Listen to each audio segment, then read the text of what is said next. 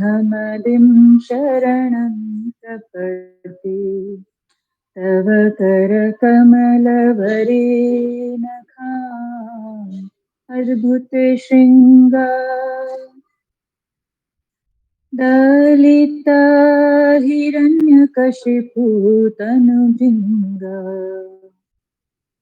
केशवधृता नरहरिरूपा जय जगदीश हरे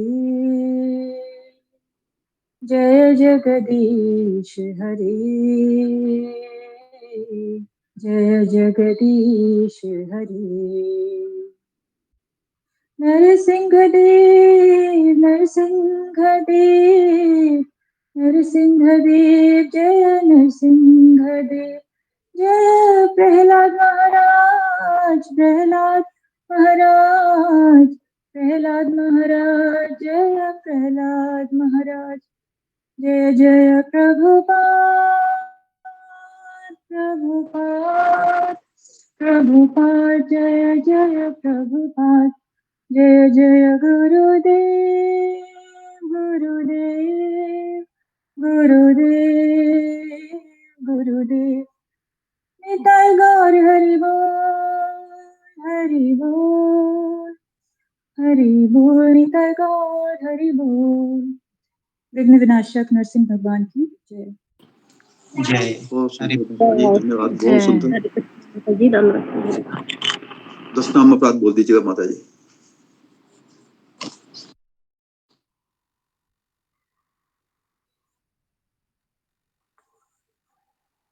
भगवान नाम में होने वाले 10 नाम अपराध इस प्रकार हैं।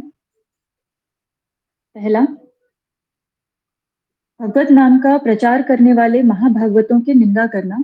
दूसरा, शिव ब्रह्मादि देवताओं के नाम को भगवान नाम के समान अथवा उनसे भिन्न समझना। तीसरा, श्री गुरु की अवज्ञा करना। चौथा, वैदिक शास्त्रों अथवा प्रमाणों का खंडन करना। पांचवा, हरे कृष्ण महामंत्र के जप की महिमा को काल्पनिक समझना। छठवां, पवित्र भगवान नाम में अर्थवाद का आरोप लगाना। सातवां, नाम के बल पर पाप करना।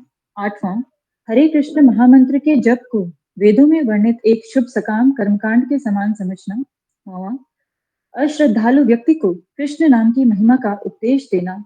10वां, हरे कृष्ण महामंत्र के जप में पूर्ण विश्वास न होना और इसकी इतनी अगाध महिमा सुनने पर भी विषयासक्ति बनाए रखना।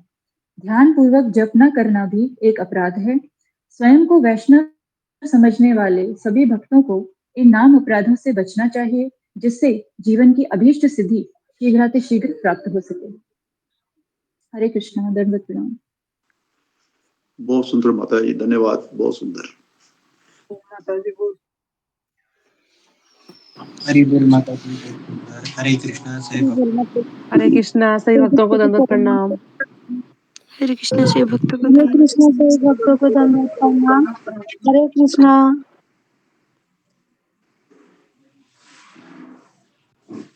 सभी भक्तों के चरणों में दंडवत प्रणाम। हरे कृष्णा।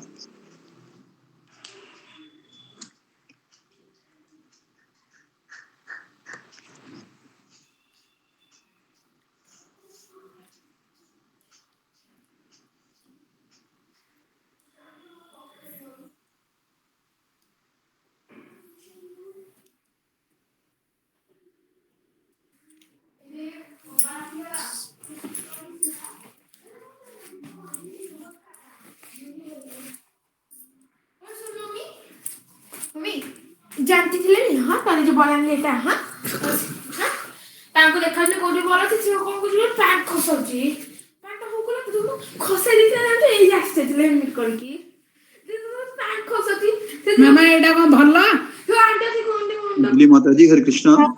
काम कर दियो, माइक बंद करंदु। मार के पैंट खसौची समस्त आगे रे समस्त आगे रे आंटी से जे मुंडो से एडा कौन भल्ला था आगे मुंडो उतारे से खुला अंजलि माता जी माइक बंद करंदु। ए मीटिंग नोचला में मैडम अरे पार्टी करनी चलो चलो सो चलो मामा ले तू पढ़ बसी पढ़ तू कृष्णा आपण को माइक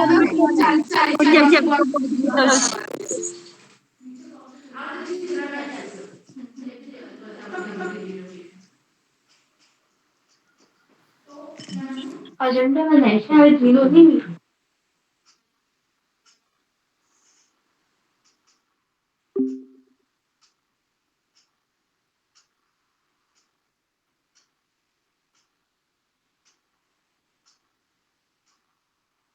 हरे कृष्ण सभी प्रभु जी माता जी को दंडवत प्रणाम। दंडवत प्रणाम प्रभु जी। हरे कृष्णा। दंडवत प्रणाम प्रभु।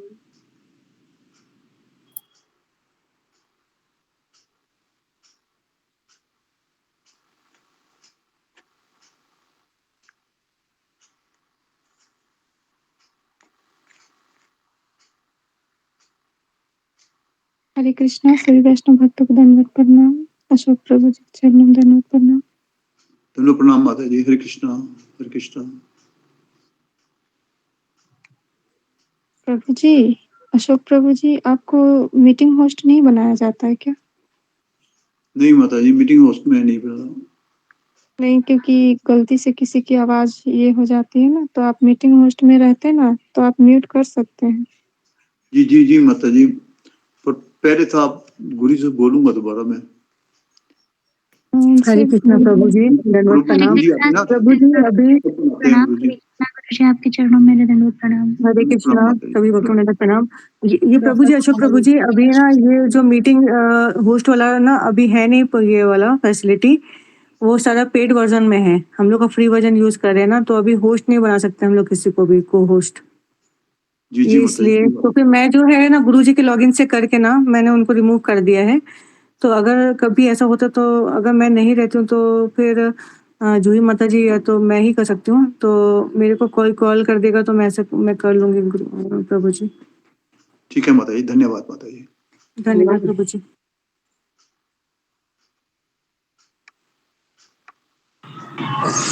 माता जी के चरणों में मेरा प्रणाम। हरे कृष्णा गुरु जी के चरणों में मेरा प्रणाम। प्रभु जी के चरणों में मेरा प्रणाम। धन्यवाद प्रणाम माता जी। हरे कृष्णा। हरे कृष्णा।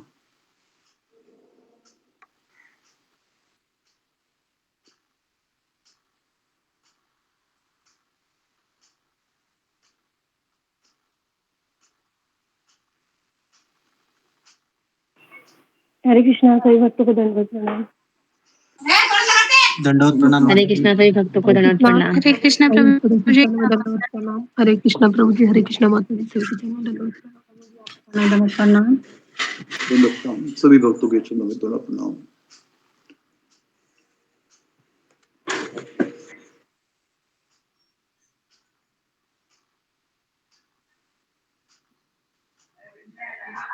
नरसिंह आरती हो गई है प्रभु जी? जी जी माता जी, हो गई है। रंजना माता जी, आप एक भजन गाइए प्रभु जी। जी माता जी। हाँ हाँ प्रभु जी आ जाओ तो भजन गाओ। जी माता जी। मेरा दिन ज्वाइन कर लिया शायद। कर लिया तो कोई बात नहीं प्रभु जी। हाँ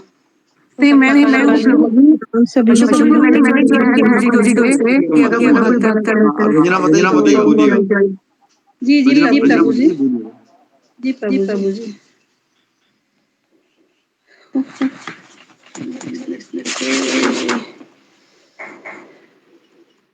श्री कृष्ण चैतन्य प्रभु दया करो रे। श्री कृष्ण चैतन्य प्रभु दया करो रे। तुम बिना किसी दयालु जगत संसारी।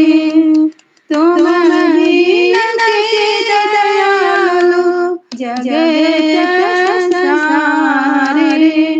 पतित पावन हेतु तवे अवतार। पतित पावन हेतु तवे अवतार। मौसम पतित प्रभु ना पाए बिहार। हाँ प्रभु नित्यानंद प्रेमानंद सुखी। हाँ प्रभु नित्यानंद। हरे कृष्णा हरे कृष्णा कृष्ण कृष्ण हरे हरे हरे कृष्ण गुरु जी हरे कृष्ण गुरु जी दंडवत प्रणाम। हरे कृष्ण गुरु जी दंडवत प्रणाम। हरे कृष्ण गुरु जी दंडवत प्रणाम, सभी भक्तों को दंडवत प्रणाम। हरे कृष्ण प्रणाम सभी भक्तों को चरणों में प्रणाम। हरे कृष्ण गुरु जी दंडवत प्रणाम, सभी भक्तों के चरणों में दंडवत प्रणाम। दंडवत प्रणाम। हरे कृष्ण गुरु जी दंडवत प्रणाम। हरे कृष्ण। हरे कृष्ण हरे कृष्णा गुरु जी दंडवत प्रणाम, सभी भक्तों के चरणों में मेरा दंडवत प्रणाम।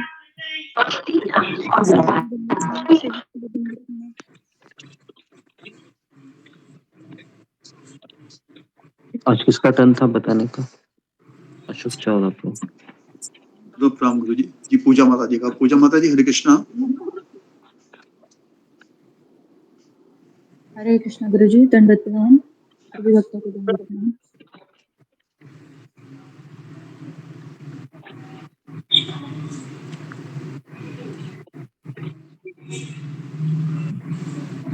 जी माता जी बताइएगा। जी प्रभु जी।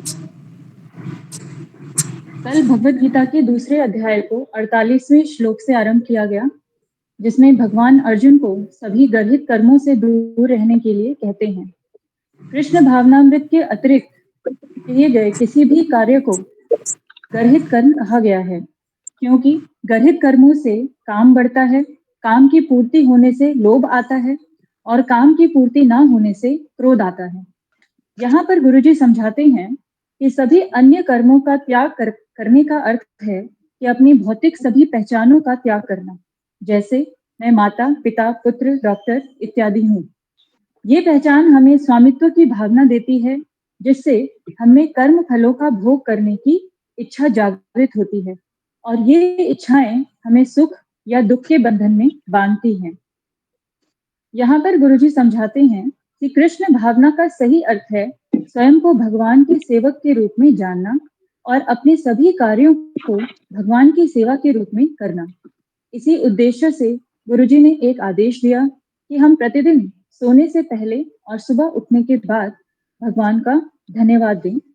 इस प्रकार हम धीरे धीरे अपने सभी कर्मों को भगवान से जोड़कर पूरी तरह से कृष्ण भावना भावित हो सकते हैं। अंत में गुरुजी बताते हैं कि भक्ति का अर्थ है प्रेममयी सेवा और सेवा में यथाशक्ति दिया जाता है। इसलिए हमें लेने से अधिक देने पर बल देना चाहिए, क्योंकि सेवा लेने से हमारे पुण्य कर्मों के फल चले जाते हैं और उस व्यक्ति के प्रति हमारी आसक्ति बढ़ती है और सेवा देने से हम विनम्र बनते हैं और परोपकार में वृद्धि होती है। इस प्रकार भक्ति के द्वारा हम समस्त गर्हित कर्मों से दूर रहकर धीरे धीरे पूर्ण कृष्ण भावना भावित हो सकते हैं। मैंने इतना ही लिखा है गुरु जी, कोई गलती हो गई तो क्षमा कर दीजिएगा। हरे कृष्ण, दंडवत प्रणाम। हरि बोल माता जी।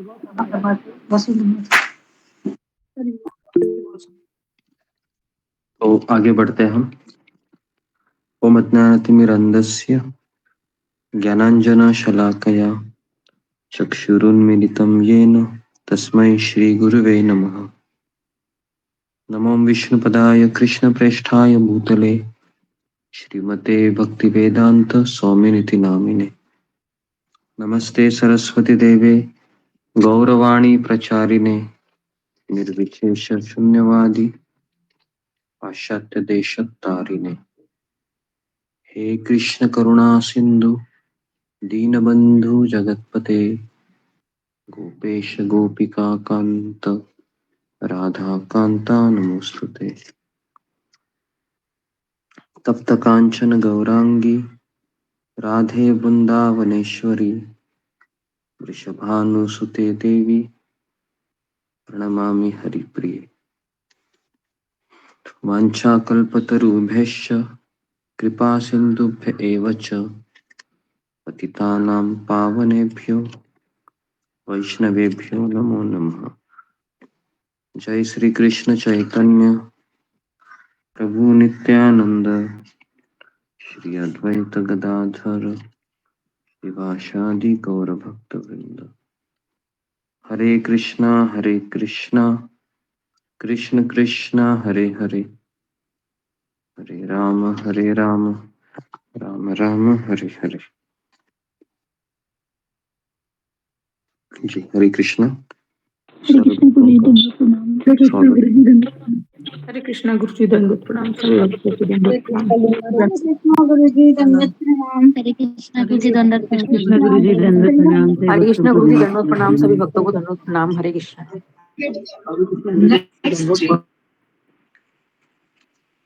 ओके हरे कृष्णा जी। तो आगे बढ़ते हैं। कौन सा श्लोक हमारा चालू था? 51 श्लोका का तात्पर्य समझाना था गुरुजी आज। 51 श्लोक जी। कर्मजं बुद्धियुक्ता ही फलं त्यक्त्वा मनीषिणः जन्म बंध विनिर्मुक्त्वा पदम गच्छन्त्य अनामयम अनामयम। ओके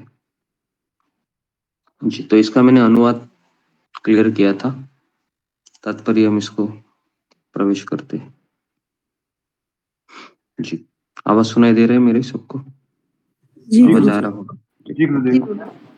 जी गुरु जी सुना। जी आवाज आ रहा है, ठीक है। आगे बढ़ते हैं।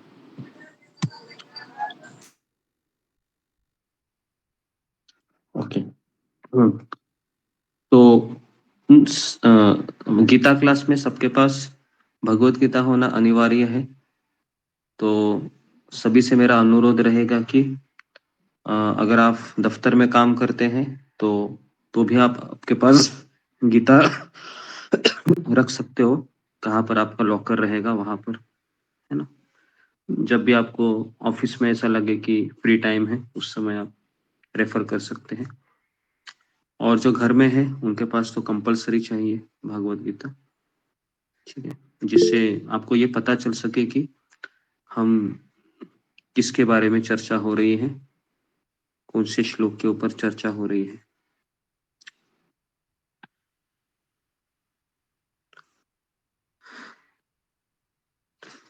तो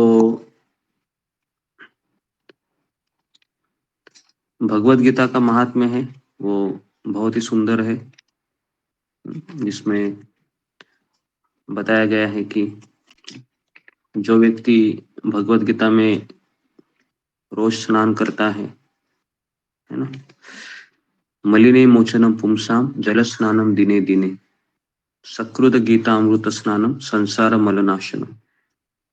तो संसार का मल है, उसका नाश करना है तो हमें दिने दिने, तो हमें रोज गीता अमृत में स्नान करना चाहिए, है ना। सर्व उपनिषदो गाओ दोग्धा गोपाल नंदना पार्थो वत्स सुधीर भोक्ता दुग्धम गीतामृतम महम, है ना।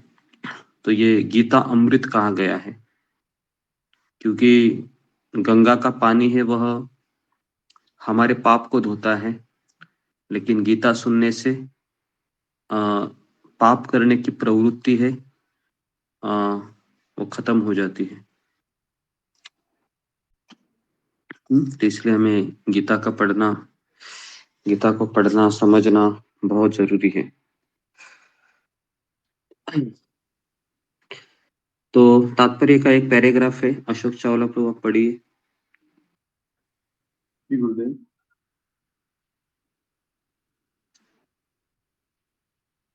पहले श्लोक का अर्थ बोलूं गुरुजी? इसके केवल तात्पर्य पढ़िए, पहला पैराग्राफ। मुक्त जीवों का संबंध उस स्थान से होता है जहां भौतिक कष्ट नहीं होते हैं। भगवत में कहा गया है, जिसने उन भगवान के चरण कमल रूपी नाम को ग्रहण कर लिया है, जो दृश्य जगत के आश्रय हैं और मुकुंद नाम से विख्यात हैं, अर्थात मुक्ति के दाता हैं, उसके लिए यह भवसागर गोकुल में समाये जल के समान है। उसका लक्ष्य परम पदम है, अर्थात वह स्थान जहाँ भौतिक कष्ट नहीं है या कि वैकुंठ है। वह स्थान नहीं जहाँ पद पद पर संकट हो। अज्ञानवश मनुष्य यह नहीं समझ पाता। वहां पर रुक जाइए, एक एक पैराग्राफ। जी तो देखिए, तो पहला लाइन है जिसमें बताया गया है कि मुक्त जीवों का संबंध उस स्थान से होता है जहाँ कष्ट नहीं होते हैं। लेकिन कष्ट कौन से नहीं होते? भौतिक कष्ट नहीं होते हैं। मुक्त जीव मतलब जो 3 गुणों से ऊपर होते हैं। और ये मुक्त जीव कहाँ रहते हैं?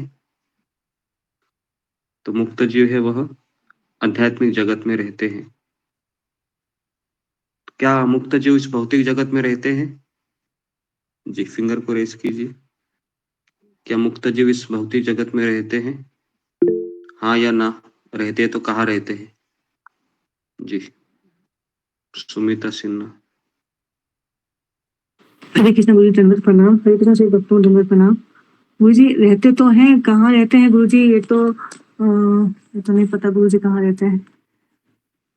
ओके, हरे कृष्ण पता नहीं जी। रीति दबास।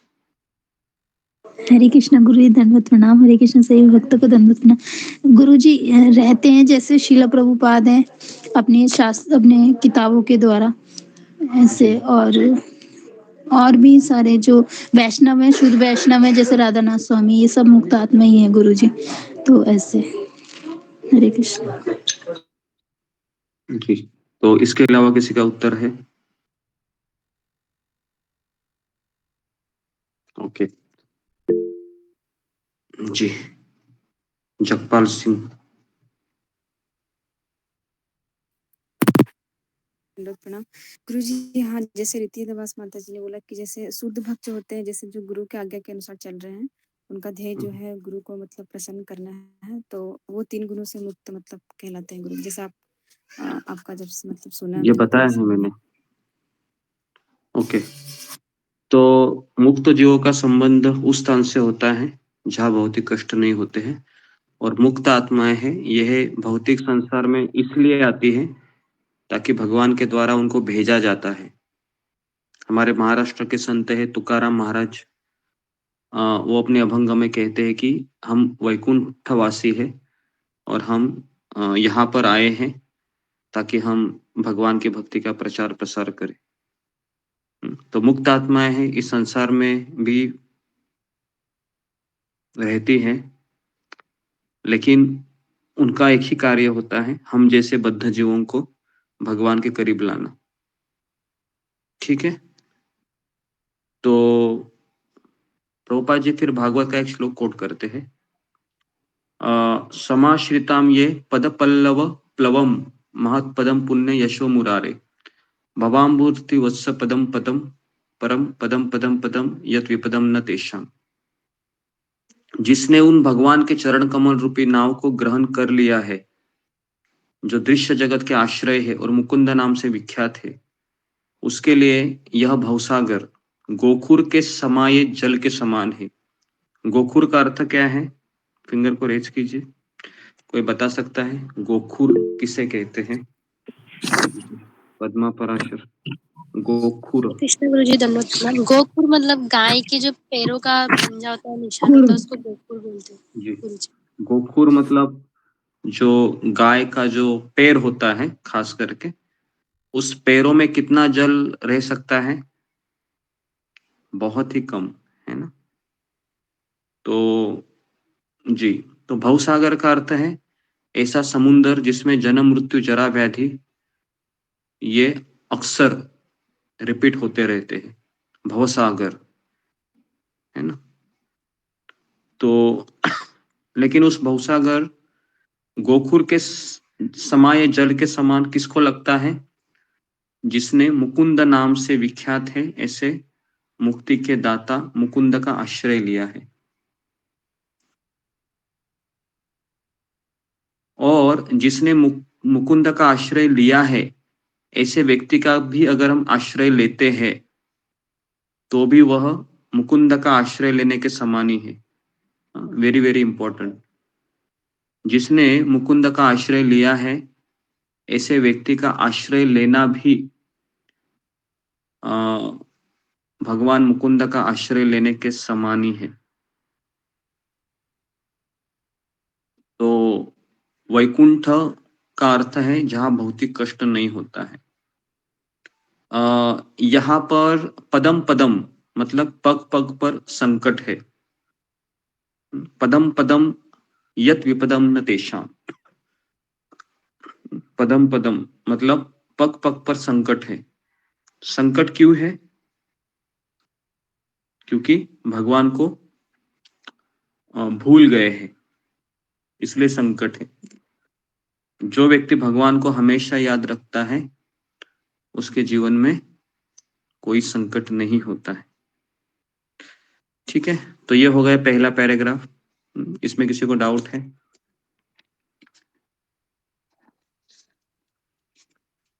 आगे बढ़ते हैं जी।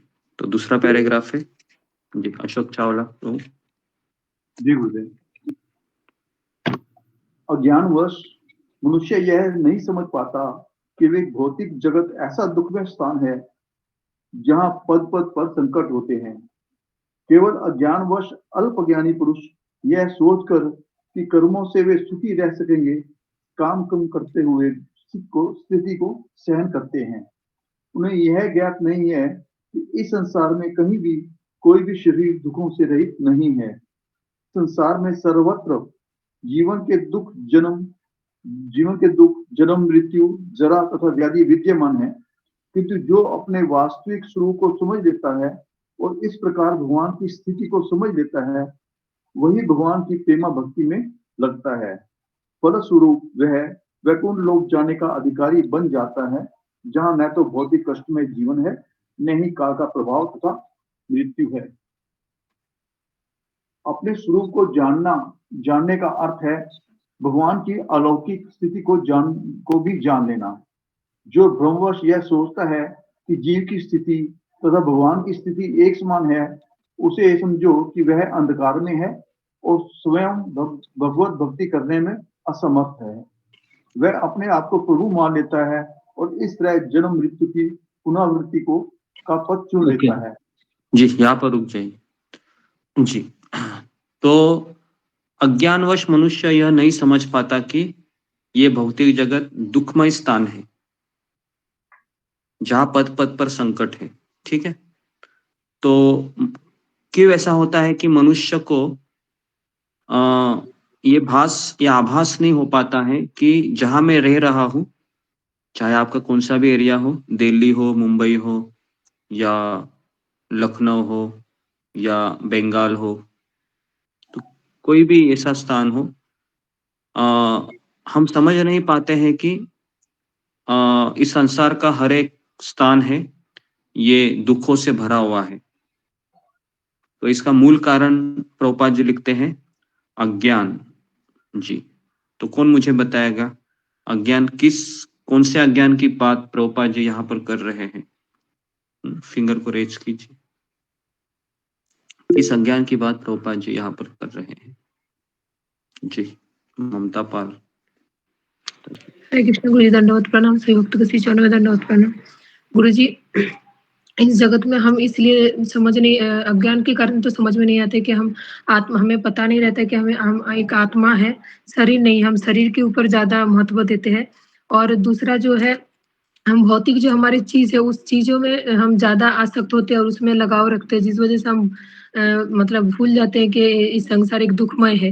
मतलब तो सुख में ज्यादातर हम इम्पोर्टेंट देते हैं। समझ में आ।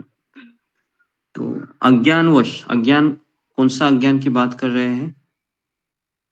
तो मैं शरीर हूं, सबको लगता है कि मैं शरीर हूं। आईने में जब आप देखते हैं तो कितने लोग ऐसा सोच पाते हैं कि मैं आत्मा हूं? फिंगर को रेज कीजिए। जब आप आईने में अपने आप को देखते हैं ऐसे शीशे में, तो कितने लोग ये अनुभव कर पाते हैं कि मैं तो आत्मा हूं, शीशे में क्यों इतना देख रहा हूं? जी, करते हैं? सच सच बताइए, क्योंकि आप फिंगर को रेज कर रहे तो भगवान को भी ये पता चल रहा है कि आप सही में सोचते हैं। सोच पाते हैं तो आप बहुत ही अच्छे भक्त हैं। गुरु जी, हर समय नहीं होता है, लेकिन कभी कभार तो आने के सामने ठहरते हो तो समझ में आ जाते कि हम इतना ध्यान देते हैं। मतलब गुरु जी हमें बताते कि हम शरीर है, शरीर की ज्यादा ध्यान देते, आत्मा का ध्यान। हर समय के लिए मैं आपको एक सजेशन दूंगा कि आपके आईने के ऊपर एक चीट है ना, ऐसे चिपका दीजिए कि मैं शरीर नहीं, मैं आत्मा हूँ, है ना। आईने के ही पता है ना, ऊपर आईना होता है ना, तो वहां पर लिखिए। जब जब आप उसको देखोगे तो आपको पता चलेगा कि शरीर नहीं, मैं आत्मा हूँ। और दूसरा अज्ञान क्या है? दूसरा अज्ञान है कि मैं यहाँ पर सेवक हूँ, मैं स्वामी नहीं हूँ। ये दो चीजें ही हमारे दुखों का कारण है। अगर ये दो चीजें हट गई है ना इस संसार से, कि मैं आत्मा नहीं शरीर हूँ, ये अज्ञान है, और मैं स्वामी हूँ, ये सबसे बड़ा अज्ञान है, तो व्यक्ति को ये संसार भी वैकुंठ लगेगा। ठीक है, तो वैकुंठ हम यहाँ पर भी अनुभव कर सकते हैं, बस केवल हमें एक मनोवृत्ति बदलनी है कि मैं आत्मा हूँ, भगवान का शाश्वत सेवक हूँ, और मुझे यहाँ पर जेल में रखा गया है क्योंकि मैंने भगवान से बगावत की है। बगावत उर्दू शब्द है, कौन सा शब्द सही रहेगा? विद्रोह क्या करता है भगवान से क्या करते हैं जी, मैंने विद्रोह किया है, इसलिए मुझे जेल में डाल दिया गया है ना। तो केवल अज्ञानवश अल्पज्ञानी पुरुष यह सोचकर कि कर्मों से वे सुखी रह सकेंगे, तो इसलिए वह सकाम कर्म में लगे हुए हर परिस्थिति को सहन करते हैं। तो इसलिए भगवान ने ये भौतिक जगत डिजाइन ऐसे किया गया है कि हम जब तक आध्यात्मिक गुरु के संपर्क में या भक्तों के संपर्क में नहीं आते हैं, तब तक हम इस संसार के भूल भुलैया में फंसते रहेंगे। क्योंकि अगर आपको अनुभव भी होगा कि दारू पीने से या गलत काम करने से मुझे पीड़ा हो रही है, लेकिन उसका प्रभाव 1 दिन या 2 दिन ही रहेगा, वापस आप वही चीज करेंगे। जैसे जब कोई व्यक्ति गुजर जाता है घर में, तो कितने दिन रोते हैं लोग घर में? 2 दिन, 4 दिन, या फिर उसका जो 12वां होता है ना, 12 वहां तक रोते हैं। और उसके बाद फिर क्या करते हैं? टीवी लगाते हैं, घर में लगाते हैं ना, टीवी लगाते हैं, फिर नॉर्मल जिंदगी चालू होता है। कोई वो सोचते है कि मेरा नंबर अगला है? कोई सोचता है ऐसे? कोई नहीं सोचता है ना। तो इसलिए इस अज्ञान से दूर करने के लिए हमें एक महापुरुष की आवश्यकता है, श्रील प्रभुपाद जी जैसे, जो हमें इस अज्ञान से बाहर निकाले।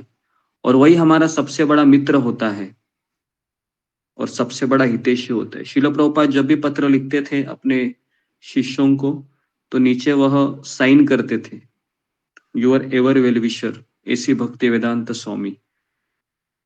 मतलब एवर वेल विशर को क्या कहते हैं हिंदी में? कि आपका शुभ चिंतक सदैव शुभ चिंतक जी।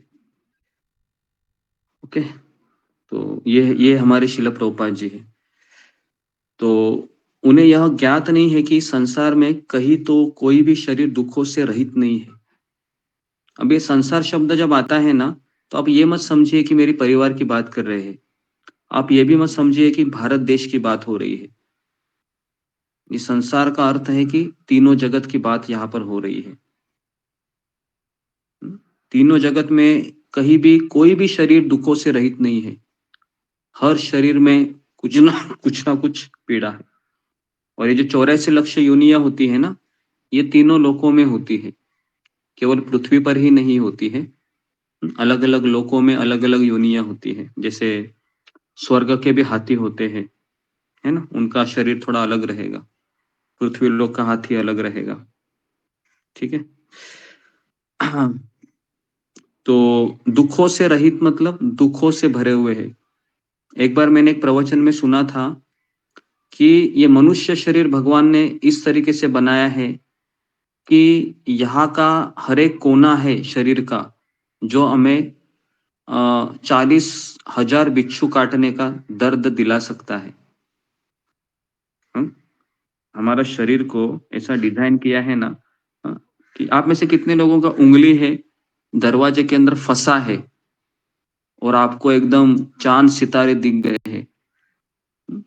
होता है ऐसे, है ना। तो उस समय भी आपको लगा होगा कि ये मेरी उंगली है, ये इतना मुझे पीड़ा दे सकती है, बाप रे बाप रे।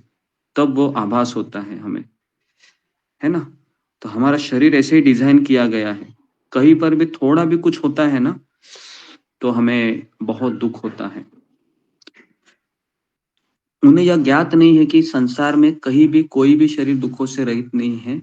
संसार में सर्वत्र जीवन के दुख, जन्म मृत्यु जरा व्याधि विद्यमान है जी।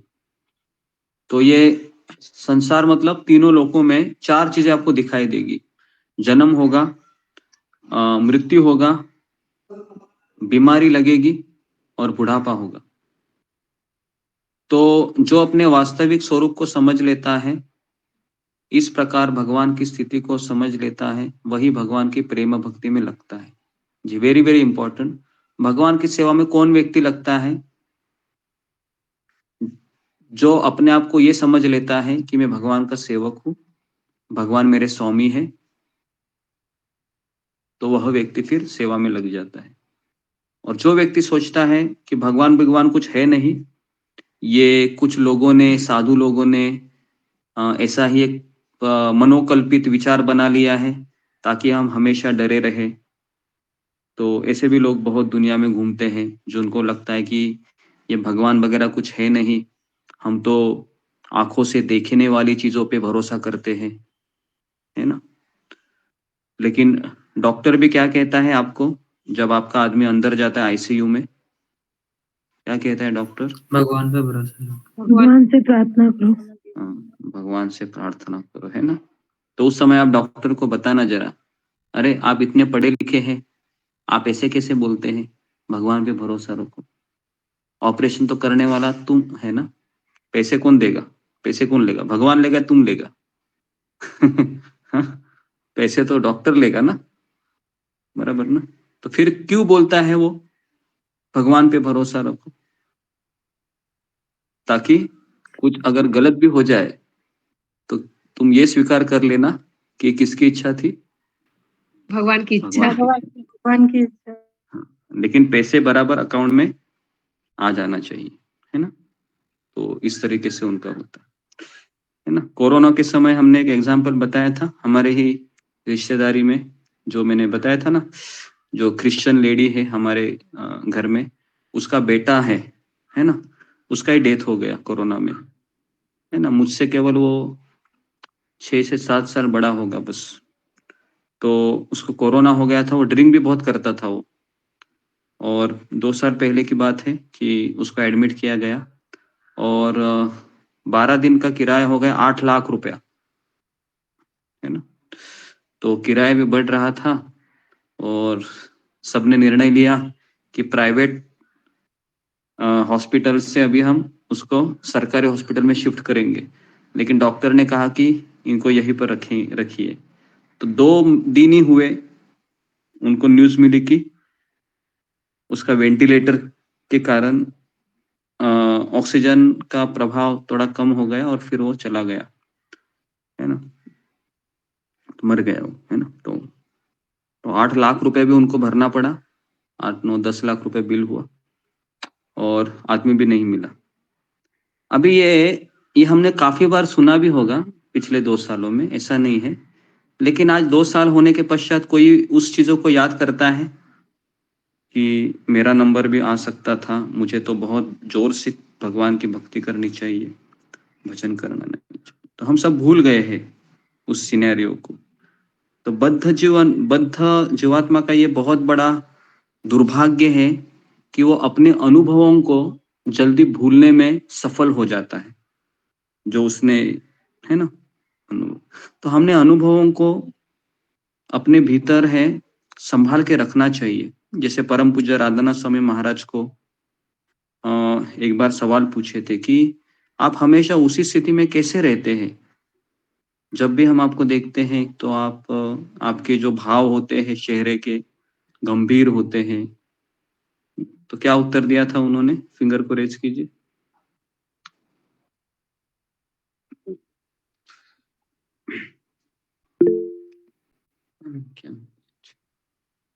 जी, सुमिता सिन्हा। हरे कृष्णा गुरु जी, दंडवत प्रणाम। हरे कृष्ण सभी भक्तों को दंडवत प्रणाम। गुरुजी शायद उन्होंने ये बोला था कि मेरे को भक्ति बहुत ही मुश्किल से मिली है, और जो उनको वो सारी चीज याद करते थे कि वो किस तरीके से भगवान को ढूंढते ढूंढते भारत आए थे।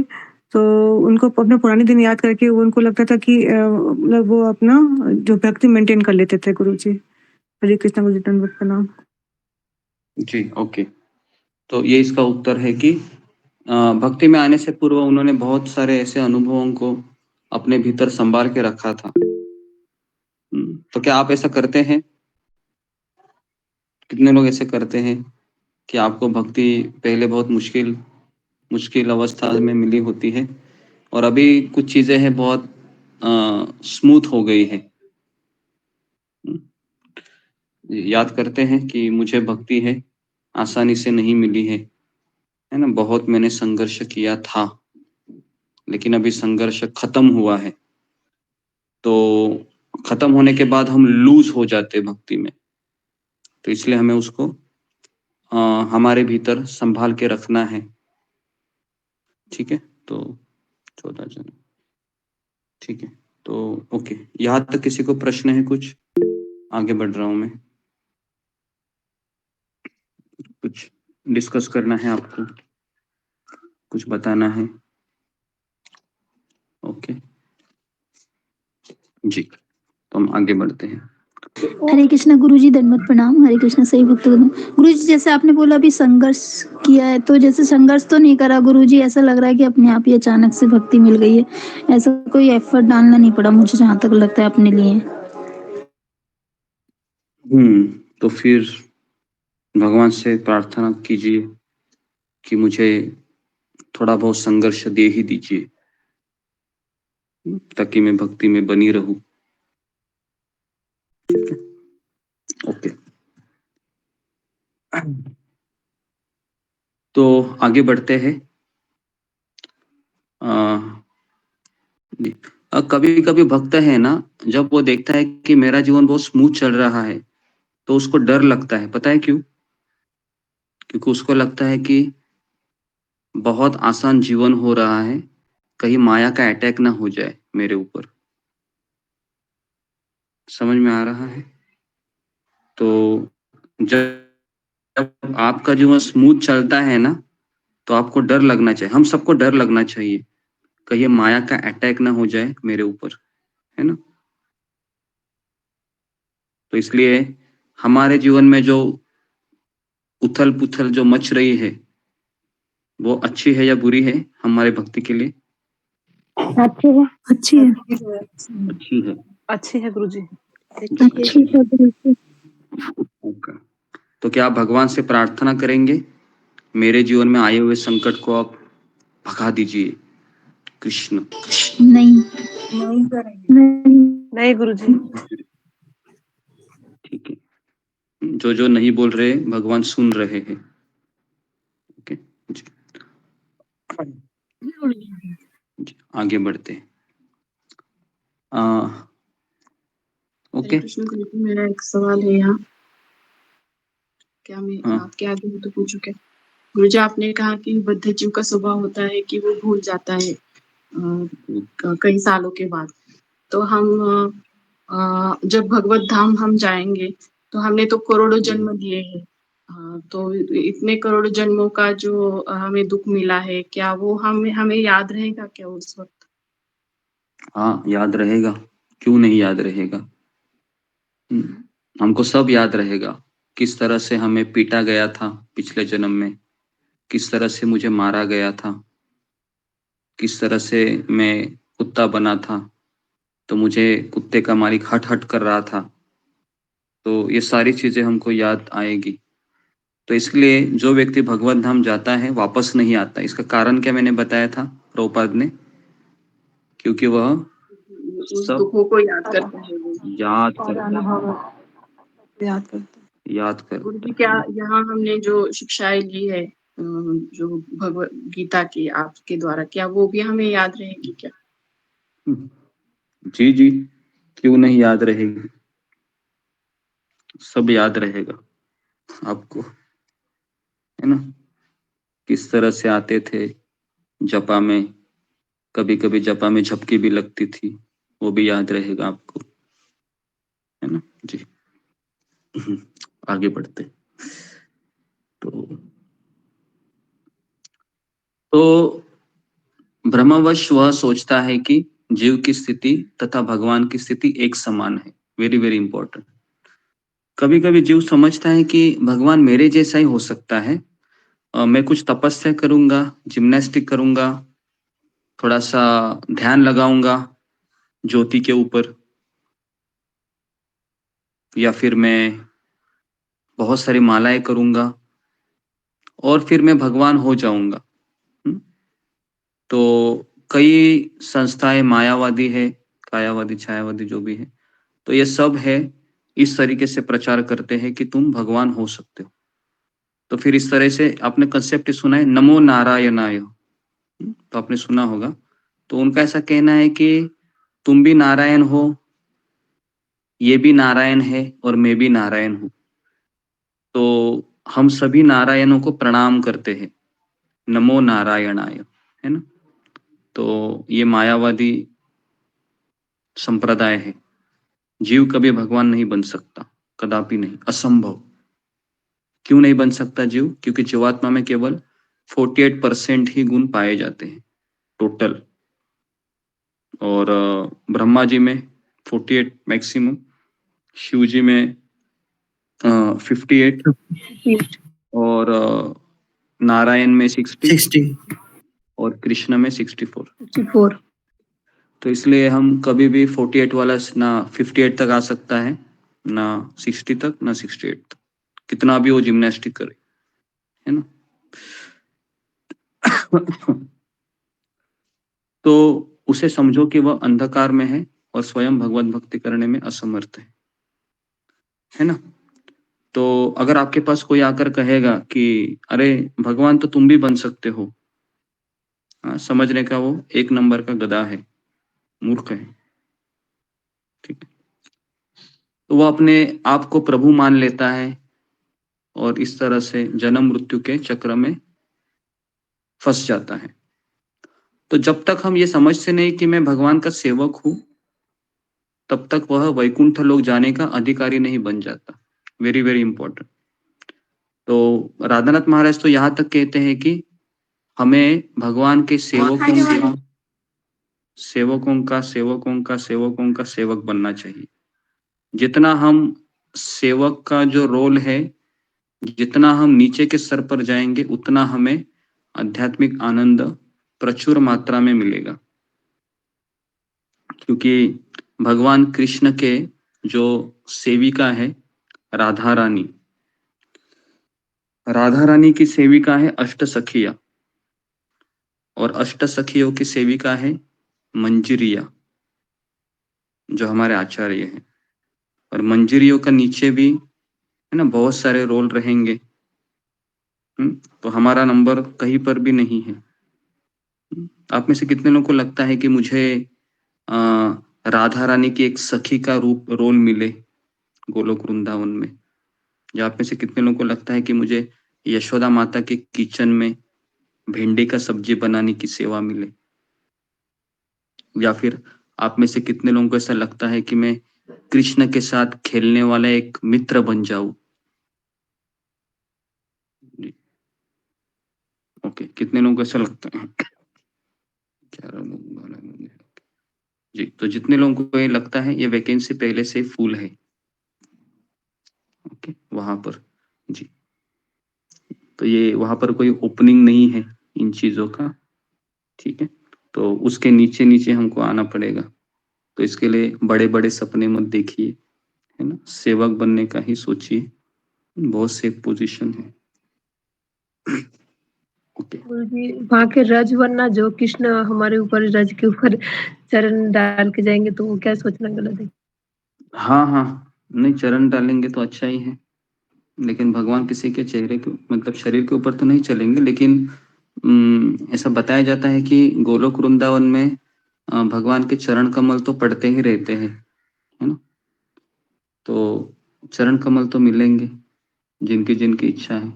हाँ, बस केवल वहां पर सबसे आगे का जो जो राधा रानी, यशोदा मैया, रोहिणी माता, सुभद्रा, ये जो बड़े बड़े भक्तों के नाम सुनते हैं तो उनके अगल बगल भी हमको रहने को नहीं मिलेगा, लेकिन हम उनको देखेंगे वहां पर। हम तो यही सोचते हैं कि हम शिला प्रभुपाद के ही वहां पर देखें और प्रभुपाद जी के छत्र छाया में रहे। हमारी तो यही मनोभावना है और कुछ नहीं है ना। हमको कृष्ण को भी नहीं देखने को मिला तो भी चलेगा, हमें प्रभुपाद जी को देखना है और प्रभुपाद जी से मिलना है और प्रभुपाद जी से ही बोलकर वहां पर कुछ सेवा लेनी है। तो हमारा यही रोल होना चाहिए। ओके, तो अभी हम आगे बढ़ते हैं। श्लोक क्रमांक 52 जी। ओके, किसके पास गीता है जी? पढ़ो, एकता सोमानी। हरे कृष्ण गुरु जी, दंडवत प्रणाम। सभी भक्तों को दंडवत प्रणाम। यदा ते मोह कलिलम बुद्धि व्यर्तितरिष्यति तदा गंतासि निर्वेदम श्रोतवस्य श्रुतस्य च। जब तुम्हारी बुद्धि मोह रूपी संगमन को पार कर जाएगी तो तुम सुनने हुए तथा सुनने योग्य सबके प्रति अन्यमनस्क हो जाओगे। तात्पर्य पढ़ूं गुरु जी? तात्पर्य, भगवत भक्तों के जीवन में ऐसे अनेक उदाहरण प्राप्त है जिन्हें भगवत भक्ति के कारण वैदिक कर्म कांड से विरक्ति हो गई। जब मनुष्य श्री कृष्ण को तथा उनके साथ अपने संबंध को वास्तविक रूप से समझ लेता है तो वह सकाम कर्मों के अनुष्ठानों के प्रति पूर्णतया अन्यमनस्क हो जाता है, भले ही वह अनुभवी ब्राह्मण क्यों न हो। भक्त परंपरा के महान भक्त तथा आचार्य श्री माधवेंद्रपुरी का कहना है, हे मेरी त्रिकाल प्रार्थनाओं तुम्हारी जय हो। हे स्नान तुम्हें प्रणाम है। हे देव पितृगण, अब मैं आप लोगों के लिए तर्पण करने में असमर्थ हूँ। अब तो जहाँ भी बैठता हूँ यादव कुलवंशी कंस के हंता श्री कृष्ण का स्मरण करता हूँ और इस तरह मैं अपने पापमय बंधन से मुक्त हो सकता हूँ। मैं सोचता हूँ कि मेरे लिए यही पर्याप्त है।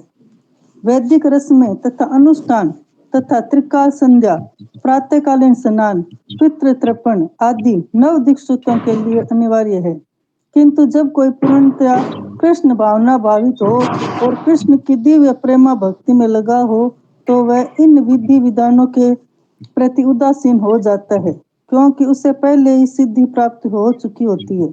यदि कोई परमेश्वर कृष्ण की सेवा करके ज्ञान को प्राप्त होता है तो उसे शास्त्रों में वर्णित विभिन्न प्रकार की तपस्याएं तथा यज्ञ करने की आवश्यकता नहीं रह जाती। इसी प्रकार जो यह नहीं समझता कि वेदों का उद्देश्य कृष्ण तक पहुंचना है और अपने आप को अनुष्ठान नदी में व्यस्त रखता है, वह केवल अपना समय नष्ट करता है। कृष्ण भावना भावित व्यक्ति शब्द ब्रह्म विसीमा या वेदों तथा उपनिषदों की परिधि को लांघ जाते हैं। हरे कृष्ण। हरे कृष्ण। देखिए, ये श्लोक बहुत इंपॉर्टेंट श्लोक है। यदा ते मोह कलिलम, कलिलम का अर्थ है घना जंगल। मोह रूपी घना जंगल है ना। बुद्धि व्यतिर तरिष्यति मतलब पार करना है ना। तो हमें इस मोह रूपी घने जंगल को किसके द्वारा पार करना है? बुद्धि के द्वारा। मन के द्वारा हम पार नहीं कर सकते, क्योंकि मन हमेशा हमें गलत दिशा ही दिखाता है। तो तुम तदा गंतासी निर्वेदम, गंतासी मतलब तुम जाओगे, निर्वेदम मतलब विरक्ति, विरक्ति तुम्हें आ जाएगी है ना, जब तुम्हारी बुद्धि मोह रूपी घने वन को पार करेगी। श्रोतव्य से श्रुतस्य च, श्रोतव्य मतलब जो सुनने योग्य है, श्रुतस्य मतलब जो सुना हुआ है। तो तात्पर्य में प्रभुपाद लिखते हैं कि भगवान के भक्तों के जीवन में ऐसे अनेक उदाहरण प्राप्त हैं जिन्हें भगवत भक्ति के कारण वैदिक कर्मकांड से विरक्ति हो गई है। तो वैदिक कर्मकांड का अर्थ है कि जिससे मुझे स्वर्ग जाने को मिले, देवी देवताओं की पूजा मिले, गृह प्रवेश, वास्तु शांति, सत्यनारायण की पूजा है ना, ये बहुत सारे कर्मकांड चलते हैं, है ना।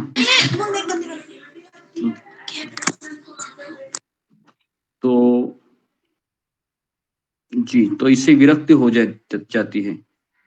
जब मनुष्य कृष्ण को तथा उनके साथ अपने संबंधों को वास्तविक रूप से समझ लेता है तो वह सकाम कर्मों के अनुष्ठानों की प्रति अन्यमनस्क हो जाता है, भले ही वह अनुभवती ब्राह्मण क्यों ना हो। जी, तो माधवेंद्र पुरी कहते हैं कि हे त्रिकाल प्रार्थनाओं तुम्हारी जय हो, हे स्नान तुम्हें प्रणाम करता हूँ, देव पितृगण। अब मैं आपके लोगों के लिए तर्पण कर नहीं सकता हूँ, हालांकि तर्पण करना हमारा कर्तव्य है, लेकिन जिसने कृष्ण का स्मरण करता है जो व्यक्ति, तो उसके कोई कर्तव्य उसके लिए नहीं रह जाते हैं, है ना। तो यहाँ पर इसी देखिए श्लोक में लिखा है कि जो पितरों के जो तर्पण होते हैं या जो कर्तव्य होते हैं, है ना, हमारे पितरों के लिए या हमारे समाज के लिए हो, देवी देवताओं के लिए हो, ये सब है, आवश्यकता नहीं है। लेकिन कब आवश्यकता नहीं है? जब हमने पूरी तरीके से कृष्ण का शरण लिया, है ना। तो क्या हमने पूरी तरीके से लिया है? कितने लोगों को लगता है हम पूरी तरीके से लिया है? फिंगर को रेज कीजिए। पूरी तरीके से लिया है ऐसा लगता है आपको? स्वयं को लगता है कि मैं अभी दिन भर जी रहा हूँ, जी रही हूँ उसी के लिए, और कोई मेरे जीवन में ठीक। रंजना माता के लिए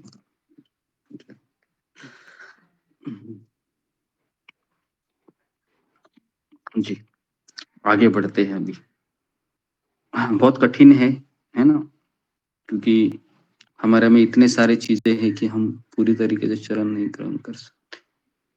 ओके, तो वैदिक रस में तथा अनुष्ठान तथा त्रिकाल संध्या, प्रातःकालीन स्नान, पितृतर्पण आदि नवदीक्षितों के लिए अनिवार्य है। देखो प्रभुपाद जी लिखते हैं ये सब जो नवदीक्षित है, देखिए दीक्षित का अर्थ क्या है? प्रभुपाद जी से जानिए। दीक्षा का अर्थ है कि हमें ज्ञान को ग्रहण करते हुए, शिक्षाओं को ग्रहण करते हुए उसके अनुसार जीना है ना। दीक्षा, ये प्रभुपाद जी का कहना है कि एक औपचारिकता होती है, जैसे स्कूल में प्रवेश करना एक औपचारिकता है, आपको स्कूल में एडमिशन मिलना, लेकिन एडमिशन मिलने के बाद आपको पढ़ाई करते हुए पास होना, है ना, ये आपकी शिक्षा के ऊपर आधारित होता है ना।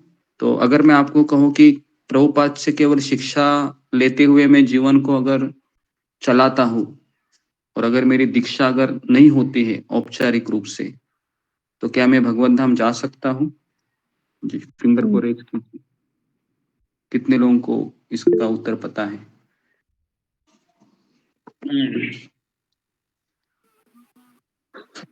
जी, रूबी कुमारी।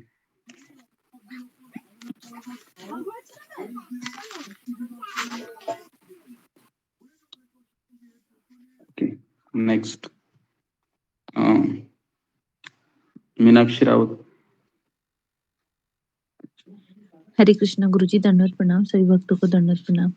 गुरुजी, आपने ही बताया कि अगर हम दीक्षा नहीं भी लेते हैं और शिक्षा गुरु के कहने पर भी अगर हम चलते हैं तो हम मतलब भगवत धाम जाएंगे। जी, धन्यवाद। और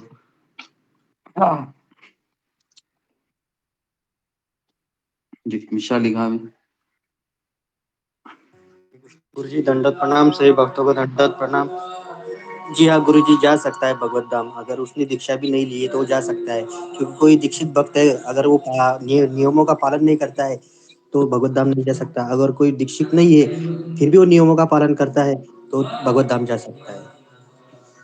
ओके, हाँ, तो जी, तो देखिए हमने मुझे लगता है कि पिछले साल में हमने एक आईडीसी कोर्स लिया था। जो लोग नए हैं उनके लिए बता रहा हूँ, उसमें यूट्यूब में अवेलेबल है। 8 से 9 लेक्चर हमने दिए थे गुरु शिष्य के संबंध के आधार पे, दीक्षा शिक्षा इसके ऊपर। तो उसमें उनका ऐसा कहना है कि शिक्षा और दीक्षा गुरु ऐसे 2 गुरु होते हैं। तो दीक्षा गुरु दीक्षा देता है, शिक्षा गुरु शिक्षा देता है। तो किसी का एक को स्वीकार करते हुए भी आप भगवत धाम जा सकते जी। तो जब कोई पूर्णतया कृष्ण भावना भावित हो और कृष्ण की दिव्य प्रेमा भक्ति में लगा हो, तो वह इन विधि विधानों के प्रति उदासीन हो जाता है, क्योंकि उसे पहले से सिद्धि प्राप्त हो चुकी होती है। तो प्रेम भक्ति में लगा है। हम लोग प्रेम भक्ति में नहीं लगे हैं। हम कौन सी भक्ति में लगे हैं? हम साधना भक्ति में। साधना। हाँ, तो हमें इसके लिए विधि विधानों का पालन करना बहुत जरूरी है। यदि कोई परमेश्वर कृष्ण की सेवा करके ज्ञान को प्राप्त होता है, तो उसे शास्त्रों में वर्णित विभिन्न प्रकार की तपस्याएं तथा यज्ञ करने की आवश्यकता नहीं रह जाती। ठीक है। इसी प्रकार जो यह नहीं समझता कि वेदों का उद्देश्य कृष्ण तक पहुंचना है और अपने आप को अनुष्ठादि में व्यस्त रखता है, तो वह केवल अपना समय नष्ट कर रहा है। तो अगर कोई व्यक्ति कृष्ण की भक्ति नहीं कर रहा है और इन अनुष्ठानों में लगा है, कर्म कांडों में, तो प्रभुपाद का कहना है कि वो अपना समय नष्ट कर रहा है। कृष्ण भावना भावित व्यक्ति शब्द ब्रह्म की सीमा या वेद तथा उपनिषद की परिधि को भी लांघ जाता है जी। ओके, 53 श्लोक पे हम प्रवेश करते हैं जी। यहाँ पर किसी को प्रश्न है? अभी तक चर्चा हो गई उसके ऊपर।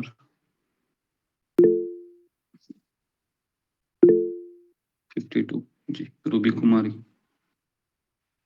हरे कृष्णा गुरु जी, प्रणाम।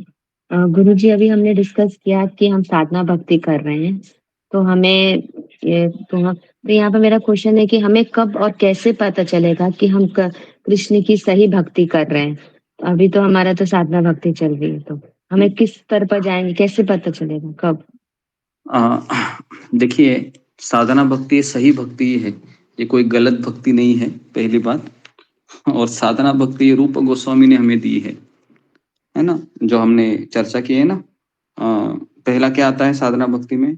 श्रद्धा, साधु संग, गुरु पदाश्रय, फिर भजन क्रिया, अनर्थ निवृत्ति में भी हमने 6 पड़ाव देखे थे, है ना। उत्साहमयी, घन तरला, है ना, निमाक्षय, है ना, तरंग रंगिनी, फिर निष्ठा, निष्ठा के बाद रुचि, रुचि के बाद आसक्ति, भाव, प्रेम, है ना।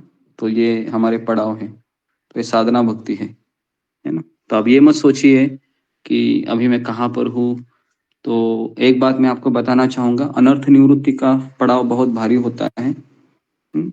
तो अगर मैं आपको पोजीशन दे दूं और बहुत पैसा दे दूं, अगर ये 2 चीजें आपके पास जब होते हैं और उस समय मैं आपको कहूं कि आप भक्ति कीजिए अभी, तो उस समय हमारा मन हमको धोखे में डाल सकता है।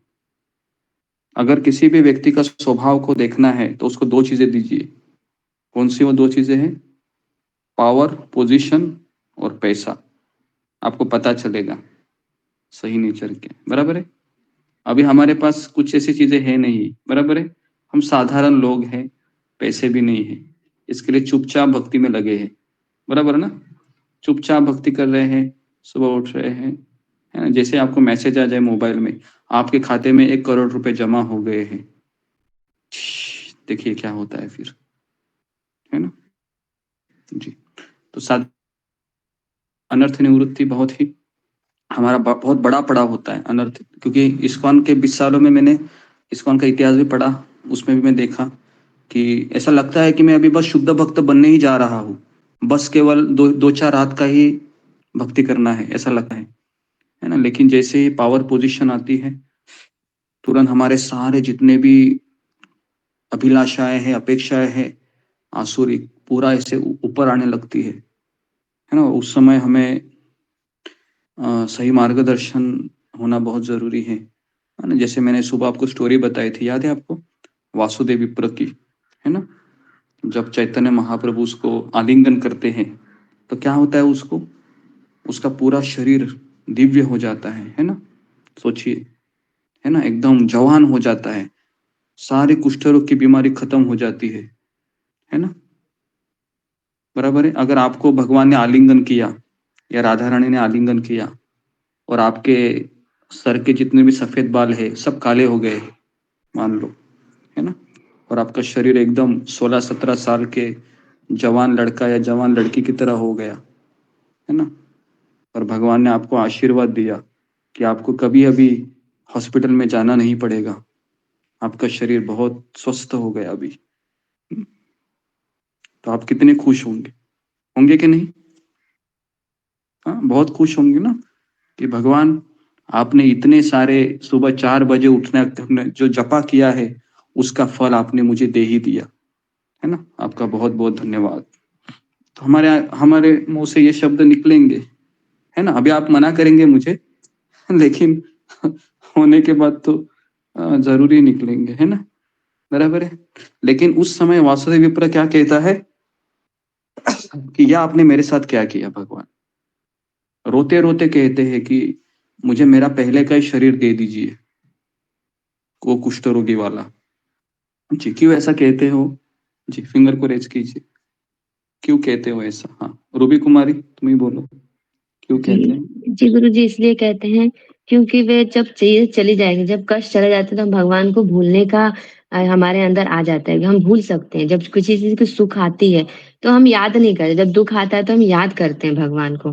तो दुखों में याद करना और सुख में याद करने में डिफरेंस हो जाता है, इसीलिए वो बोलते हैं सुखदेव कि हम आपको जो दर्द दिया था तो एटलीस्ट मैं आपको याद तो कर पा रहा था। आप आपने इतनी अच्छा कर दिया कि मेरे सामने जब लोग आएंगे, मुझे प्रणाम करेंगे, सब कुछ करेंगे, तो मैं अहंकारी भी बन सकता हूँ, कुछ भी हो सकता है मेरे साथ, मेरी जो पद है सब गिर सकती है। हरे कृष्ण। है ना, अगर आपको रोज मैसेज आने लगे, है ना रूबी कुमारी, हमारे 100 भक्तों के कि प्रणाम प्रणाम प्रणाम प्रणाम प्रणाम करके दंडोत प्रणाम, आप कितना अच्छा भक्ति करते हो, है ना, तो एक दिन तो आप बोलेंगे नहीं नहीं मुझे विनम्र रहना है, 2 दिन होगा मुझे विनम्र रहना है, 10 दिन के बाद लगने लगेगा हमें कि शायद मैं शुद्ध भक्त बन ही गई।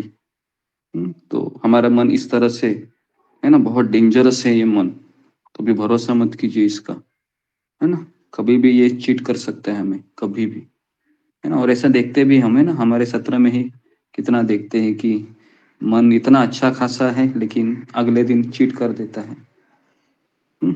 तो गुरु जी इसको कैसे बचाएं? तब ऐसा होता है तो कैसे, हमें उस वक्त क्या सोचे मन में जब आता है? तो कैसे बचाएं? तो हमेशा यही सोचना चाहिए कि जो भी मैं भक्ति कर रहा हूँ ये मेरे गुरु की देन है, प्रभुपाद जी की देन है, मेरा कुछ नहीं है।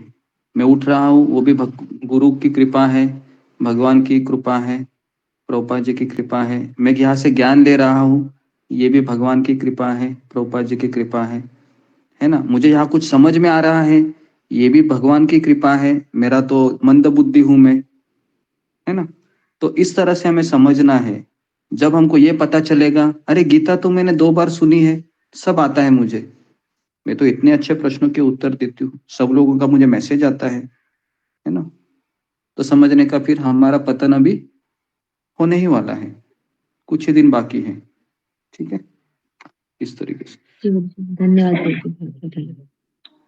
ओके जी, अगला प्रश्न शिवानी बिष्ट, इसका प्रश्न हरे कृष्ण गुरुजी, दंडवत प्रणाम, सभी भक्तों को दंडवत प्रणाम।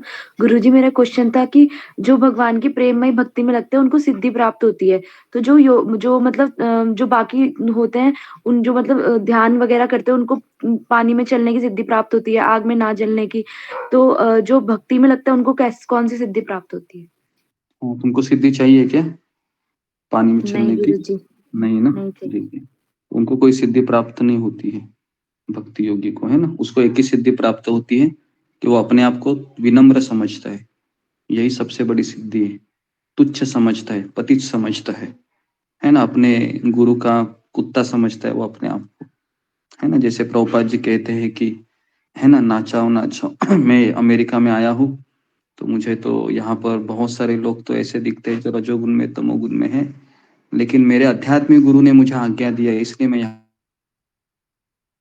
तो उसको वही सिद्धि प्राप्त होती है कि वो, और वही हमारे लिए सिद्धि है कि हे कृष्ण, मैं हमेशा विनम्र रहूं, मैं अयोग्य अपने आप को समझूं, कितना भी मुझे लोग स्तुति करे मैं हमेशा अपने आप को तुच्छ समझूं, है ना, और यही मुझे सिद्धि आप देते रहिए। ठीक है जी, तो हमको ये सिद्धि चाहिए। नेक्स्ट जी, सात्विक वर्मा, हमारा प्रश्न है। ममता पाल। हरे कृष्णा गुरु जी।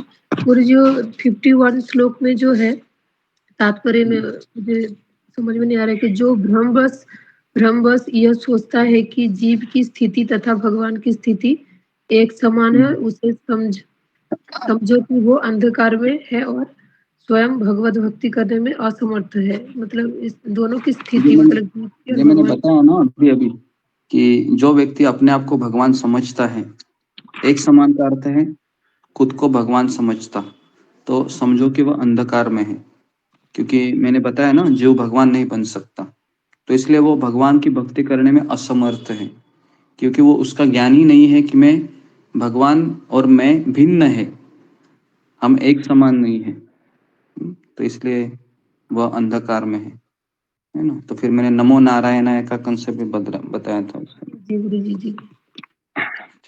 नेक्स्ट कृष्णा तिवारी प्रभु।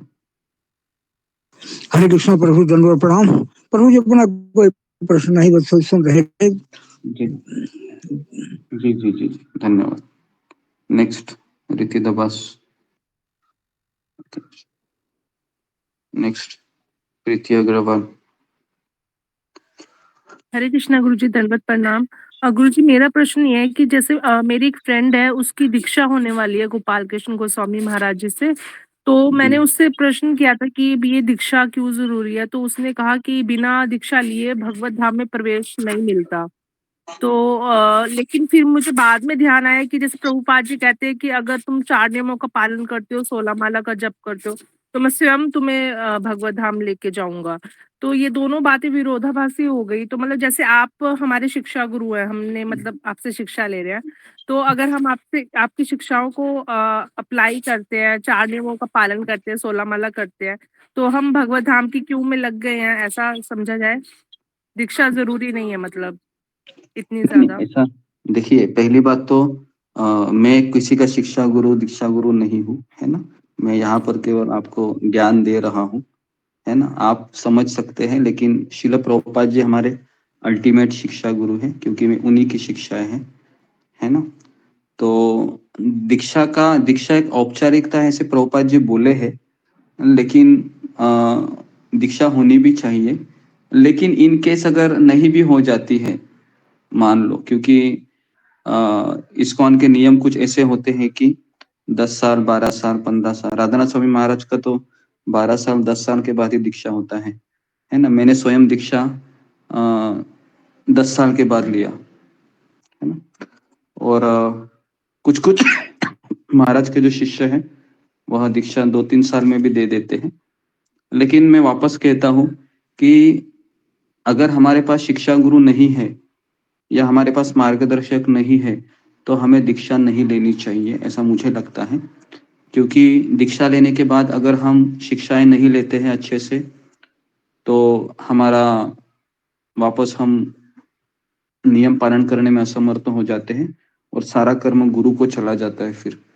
हाँ, तो इस्कॉन में क्या होता है ना, जब दीक्षा का समय आता है तो उनको ऐसा लगता है कि अब मुझे सर्टिफिकेट मिलेगा भगवत धाम जाने का, लेकिन ऐसा नहीं है एक्चुअली।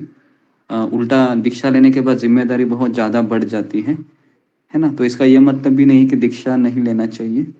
तो मैं हाँ जी, तो यहाँ पर आप जितने भी भक्त आ रहे हैं, है ना, हम शिक्षाएं दे रहे हैं प्रभुपाद जी के द्वारा ही, है ना, राधानाथ स्वामी महाराज के द्वारा ही, और मैं यहाँ पर उनका प्रतिनिधि की तरफ से मैं आप लोगों को ये बता रहा हूँ, है ना।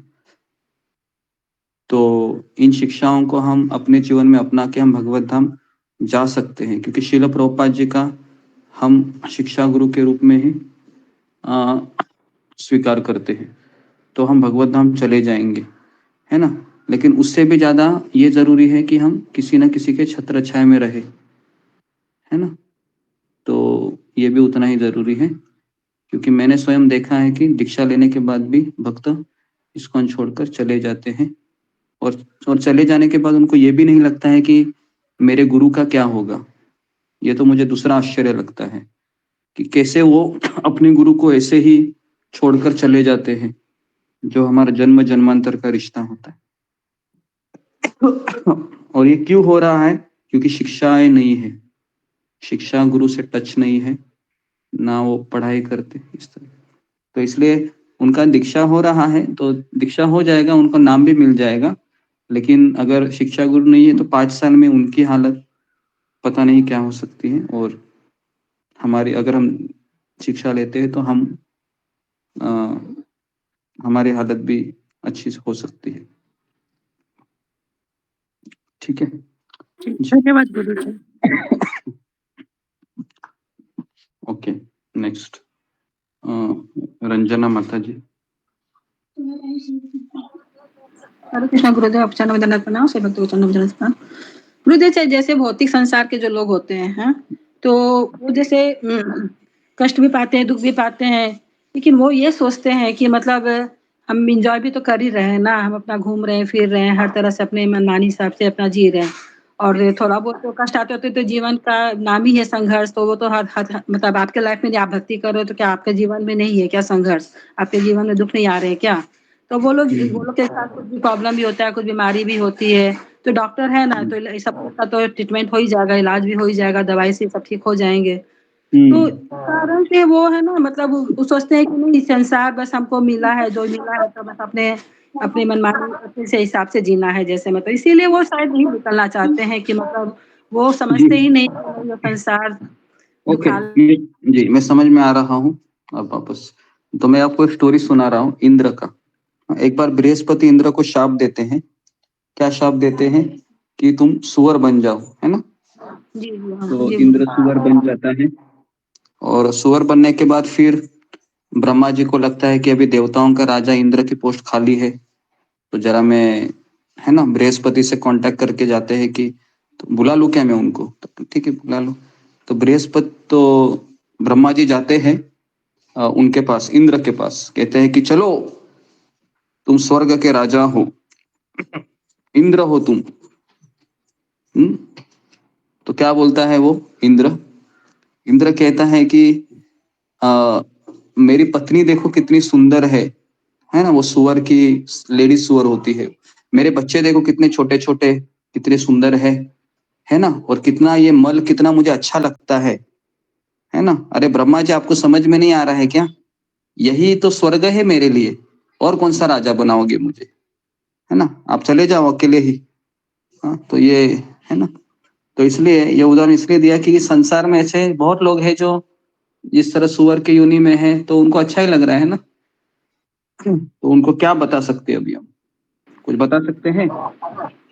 गुरुदेव, जैसे एक फ्रेंड के अभी गुजर गए थे थोड़ी देर मतलब 6 से 8 महीना हो गया, तो उससे मैं बराबर बोलती हूँ कि भगवत गीता क्लास हो रहा है, इतना अच्छे से ज्वाइन कर लो, बहुत अच्छा लगेगा। तो वो हमेशा ये बोलती है कि हाँ देखेंगे, अभी तो मैं थोड़ा सा। कोई बात नहीं, देखते रहिए, उनको देखते रहने दो, आप अपना देखिए, है ना। तो उनको चलाने में चक्कर में हमारा कुछ प्रॉब्लम ना हो जाए, है ना जी। Okay, next Anil Kumar Sharma ji. अच्छा, हरे कृष्णा प्रभु जी, धन्यवाद प्रणाम। मैं भी ये दीक्षा के बारे में ही आपसे पूछना चाह रहा था कि एक्चुअली जैसे हम इस्कॉन मंदिर में जाते हैं तो वो हमको बोलते हैं कि तुम दीक्षा ले लो, और एक एग्जाम होता है कि वो एग्जाम पहले तुम 7 दिन या स्टडी करो, वहाँ स्टडी करो, और स्टडी करके फिर एग्जाम दो, और एग्जाम में आप पास हो जाओगे तो फिर आप दीक्षा के लिए योग्य हो जाओगे। उसके बाद में फिर आप जिस भी गुरु जी से, जिस भी प्रभु जी से वो लेना चाहें दीक्षा, तो उसके फिर हमें नंबर लगाना पड़ेगा, तो फिर आपको दीक्षा मिल जाएगी। लेकिन मेरे को मैं ये पूछना चाहता हूँ आपसे कि मैं अभी इतना तो हुआ नहीं हूँ, मैं अपनी 16 माला तो करता हूँ मैं, लेकिन उतना मैं उतना तल्लीनता से या उतना नहीं कर पाता हूँ, क्योंकि कुछ भौतिक जो परेशानियां उसमें उसमें रहने की वजह से हमें ना उससे थोड़ा विमुख हो जाते हैं। और आपके लेक्चर भी पूरे सुन पाता हूँ, क्योंकि वो उन परेशानियों में कुछ ना कुछ किसी न किसी परेशानी में फंस जाते हैं। वो टाइम जो होता है जो आपके लेक्चर का या जो भी है वो हम उसमें निकाल नहीं पाते। तो मेरे हिसाब से क्या मतलब मेरे को राय दें। मैं आपको गुरु मानता हूँ, तो क्या मेरे को इस समय पे भी दीक्षा की जरूरत है या नहीं है, या मुझे अभी और इसके लिए प्रयत्न करना पड़ेगा? इसके बारे में थोड़ा मैं जानना चाह रहा था आपसे, क्योंकि मैं अपने आप में निर्णय नहीं कर पा रहा। जी, तो देखिए, मैंने वापस पहली बार कहा कि आप भक्ति में कभी आया? जी, आप इस्कॉन में कभी आए और 16 माला कभी शुरू किया आपने? मेरे को इस्कॉन में आए हुए मेरे को 3 साल हो गए होंगे, और आपसे भी जुड़े हुए मुझे 1.5 साल हो गया। जी, आपने 16 माला कभी शुरू किए? 16 माला भी मैंने शुरू किए हुए मेरे को हो गए होंगे साल, 1.5 साल, साल से ज्यादा हो गया, 1.5 साल हो गया होगा। और मैं इस्कॉन मंदिर में भी 21 दिन रह के आया हूँ, सिर्फ वहां पर भक्ति के लिए वहां रहा हूँ। जी, तो देखिए, जितना मैं आपको देखता हूँ, मैं आपसे मिला भी हूँ दिल्ली में, तो मुझे ऐसा लगता है कि आपको और 1-2 साल तो रुकना चाहिए। क्योंकि भौतिक परेशानी आपको बहुत ज्यादा ही आपके ऊपर हावी हो जाती है कभी-कभी, है ना? हाँ प्रभु जी, इस समय भी बहुत ज्यादा है। हाँ, तो मुझे आपका चेहरा ही देख के समझ में आ रहा है। या तो प्रभु हम मेरी परीक्षा ले रहे हैं, या तो मेरी परीक्षा ले रहे हैं, क्योंकि मैं भगवान से प्रार्थना करता हूँ मेरे को भक्ति में लगाए रखो, भक्ति में लगाए रखो। तो इसलिए हो सकता है प्रभु मेरी परीक्षाएं ले रहे हैं, और वो मेरे को ज्यादा से ज्यादा तकलीफें, ज्यादा से ज्यादा परेशानियां दे रहे हैं।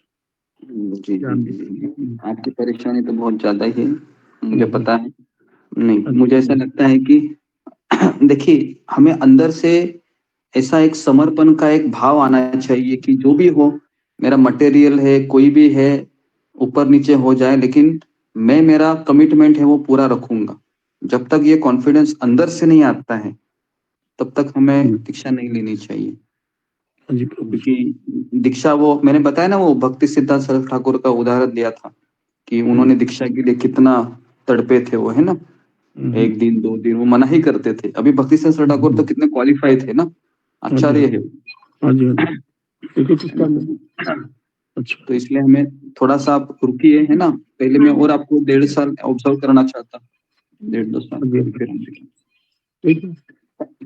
ओके, तो फिर जी, आपका माइक अभी मेरे को इस बारे में नहीं सोचना चाहिए ना? हाँ, अभी आपको रेगुलर होना चाहिए, इस बारे में आप सोचिए। जी हाँ जी, ठीक है प्रभु, ठीक है प्रभु जी। अभी मैं इसमें और मेहनत करना पड़ेगा मुझे, तभी हो पाएगा कुछ। हरे कृष्ण, हरे कृष्ण। जी, सुलेखा, सुषमा गोराई। हरे कृष्ण गुरु जी, धन्यवाद प्रणाम। गुरु जी, वो आपने अभी कहा कि मैं किसी का शिक्षा गुरु और दीक्षा गुरु नहीं हूँ, तो आप जो हम लोग को पढ़ा रहे हैं, तो इस हिसाब से हम लोगों के कौन है? श्रील प्रभुपाद जी ही है शिक्षा दीक्षा गुरु। कोई भी भक्त है, मैं ही नहीं, कोई भी भक्त है, आप किसी को भी बोलेंगे, राधानाथ स्वामी महाराज के पास भी आप जाओगे और बोलोगे कि आप मेरे शिक्षा गुरु है, आप मेरे दीक्षा गुरु है, तो वो भी ऐसा ही बोलेंगे। तो ये हमें बोलना ही पड़ता है, ये हमारी विनम्रता होती है। हम किसी को ये बोल नहीं सकते मैं किसी का शिक्षा गुरु दीक्षा गुरु हूँ। तो इस चीजों को थोड़ा समझो अभी, है ना? कुछ कुछ चीजें हैं वो समझी जाती है। कोई भी भक्त है अपने आप को कैसे बोल सकता है कि मैं किसी का गुरु हूँ? कोई भी नहीं बोलता है। प्रभुपाद जी भी ऐसा ही बोलते थे अपने शिष्यों को कि आपको मेरे गुरु ने भेजा है मेरी मदद करने के लिए। वो तो आप मेरे शिक्षा गुरु हैं, लेकिन बोलते नहीं है कि मैं शिक्षा गुरु हूँ। ओके जी, नेक्स्ट सुषमा गोराई। तो जी, हरे कृष्णा गुरु जी, दंडवत प्रणाम। गुरु जी, गौरारती में एक लाइन है, संजय और वासुदेव घोष, ये दोनों कौन है गुरु जी? संजय चैतन्य महाप्रभु के भक्त हैं। वासुदेव घोष अलग है और वासुदेव विप्र अलग है। ये जो वासुदेव का स्टोरी मैंने बताया वो अलग है, जो चैतन्य महाप्रभु को दक्षिण भारत यात्रा में मिलते हैं, है ना। तो एक बार मैं इनका स्टोरी आपको बताऊंगा वासुदेव विप्र का, क्योंकि ये छोटा सा स्टोरी में बताया, बहुत लंबा स्टोरी है, बहुत अच्छे से बताया महाराज ने। तो ये दोनों अलग है, चैतन्य महाप्रभु के ही पार्षद है। ठीक है, ओके। तो हमारा सत्संग का समय हो गया है, 4:30 बजे है। तो आप सबको ये समय पता चलता है डेली कैसा जाता है या तुरंत आ जाता है? बहुत अच्छा लगता है, बहुत अच्छा, पता ही नहीं चलता टाइम। धन्यवाद गुरुदेव आपका, बहुत बहुत धन्यवाद। ओके, तो मैं यहाँ पर रुकता हूँ। आपका बहुत बहुत गुरु जी के चरणों में हरे कृष्ण। कृष्णा गुरु जी प्रणाम। मेरे